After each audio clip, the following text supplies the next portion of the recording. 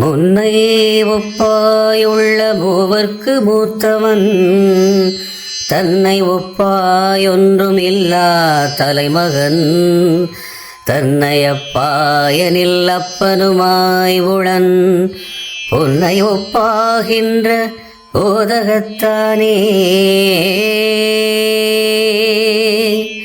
ஒவ்வொரு தொழிலே உடைய அயன் அரை அரண் என்னும் மூவரும் அவ்வத்தொழில் ஒன்றே பற்றி தம்முள் ஒப்பாவர். அம்மூவருக்கும் முழுமுதலாய் சிறந்தோனாய் என்றும் காணப்படுபவன் சிவன். அச்சிவன் தன்னை ஒப்பாக ஒரு பொருளுமில்லாத தனி முதல்வன். அவனை விட்டு நீங்காது ஒட்டி உறைவோன் என்னும் கருத்தால் அப்பன் என்று அன்பாய் கூறின் அப்பனும் ஆவான். அவன் ஆறுயிர்களின் நெஞ்சகத் தாமரையின் உன்னிடத்தான். அந்நெஞ்சத் தாமரையின் கண் பொன்னொத்து திகழ்கின்றவன் அவன். திருச்சிற்றம்பலம்.